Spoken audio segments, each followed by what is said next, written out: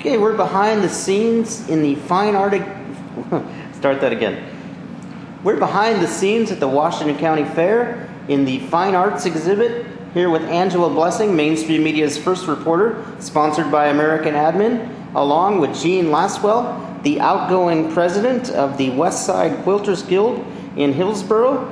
And we were just enjoying some of the fine work by your members here at the Washington County Fair. And Angela, you've got some questions, so take it away. My first question is, how long have you been doing this? How long have I been quilting? Or how long have I been involved with the fair? Both of them. Okay. Well, I started quilting in the 80s, and I started like everybody does with a baby quilt. And I didn't take it very seriously, and I probably still don't take it seriously. But I do now more art quilts. I don't do as many bed quilts and quilts made with traditional blocks. I like to design my own quilts and do my own designs.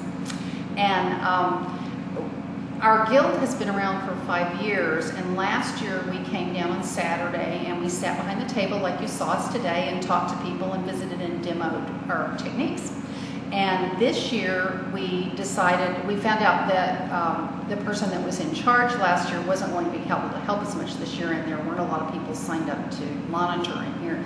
So we've had members here every day of the fair, pretty much all day except for 3 hours, I think, and as it turned out, that shift got filled too. So we've been here the whole fair. And we've been, we're here just to answer questions and talk about our guild and what we're making, and to provide information to people and make sure that people don't mishandle things. And, everybody that makes their items and brings them to the fair wants them all taken care of. So that's part of our job, is to make sure that they don't get touched with cotton candy fingers. My other question is, the people that made these beautiful arts and crafts, have you ever met these people? Well, yes. A lot of the quilts and quilted items happen to be from members of West Side Quilters Guild.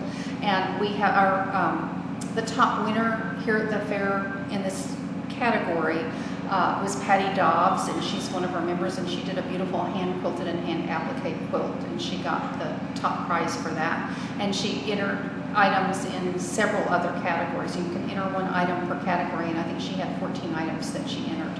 So there are a lot of people, not just in our guild, but there are a lot of people who enter several items at a time, and they've been doing it for years. And so, the names are familiar to the people that work the fair, and they know those people. They know they're dependable and will bring in a bed quilt and a wall hanging and a crocheted Afghan or whatever it is their specialty is.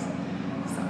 My other question is, out of all the quilts and crafts that you've seen, have you ever been touched by one that maybe brought some inspiration to your life when you were young? Well, that's a good question. It's a hard question. Actually, I made a quilt that's real important to me that's here. Can you tell me about it? Yes. I'm in an art quilt group, and we do little quilts that are 12 inches by 12 inches. And I made a quilt of my grandmother. The theme for our art quilt that month was Mayflower. And my grandmother's name was May. She was born on May 1st. She was from Louisiana, and in her garden, she always had blue hydrangeas. And so I did a portrait of her from a photo I had, and I made her hair blue hydrangeas instead of gray hair.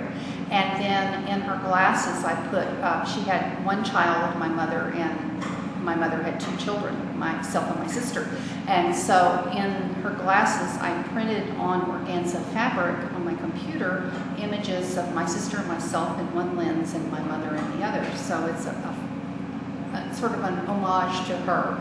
And then I used ribbon that she had to bind it with. So it's a very personal quilt, and it represents a lot in my life. But that fit in with our theme that month. So.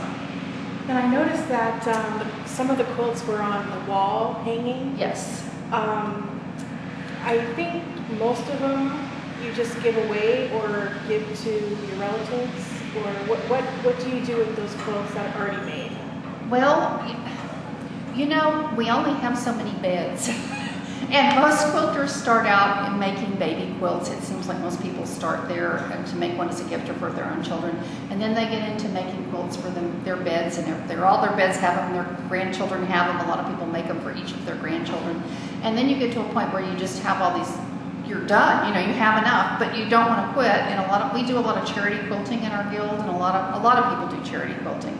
There's several really good groups in this area that make quilts for children at Dornbecker or children in the neonatal unit at the hospital. There are several different groups that do those things. And so people tend to make them as gifts. They make them for charity to give away to people that are in need. For instance, when Vernonia flooded the last time, our guild made 140 quilts to donate to those people. Wow, that's a lot. It is a lot.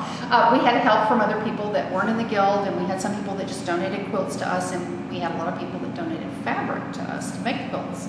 And it was a wonderful project, and it was when we were just getting started, and it really kind of helped us come together as a guild to get together and work on those. My one last question is, how many hours does it take to do one quilt? Well, it depends on what kind of quilt you're making. If you're making a little bitty art quilt, maybe 10 hours, 15 hours. But if you're making a quilt that's hand quilted and hand appliqued, it might take hundreds of hours to make, because you can only do so much at a time. Your hands can only handle so much, and there's only so many hours in a day. So it just depends on how big it is. But I think we figured out that it takes about 10 hours to make a basic charity quilt that doesn't have real heavy quilting, and it's not a real large quilt. Well, I just want to say thank you so much for this opportunity to let me get to know what you do, and everyone did a beautiful job at making arts and crafts in here, and it's just been a huge eye-opener for me to really appreciate what you guys really do. And I remember when I was a kid, I used to pull the thread out of the quilt that I had as a child, and so now I feel kind of sad and embarrassed that I did that, because if I had to do one of those, I would rip my hair out. So I guess it takes a lot of patience, and I just want to say thank you for letting me get to know how hard it is to do one quilt, and they all did a beautiful job. Well, thank you. There were a lot of beautiful things in the fair this year, and it's always interesting to see what's new. So I would encourage everyone to come out to the fair next year and see what it's like. Okay. And maybe just real quick as a last question, does your group meet on a regular basis? Is there? We do. Okay, so maybe just give a little, yeah.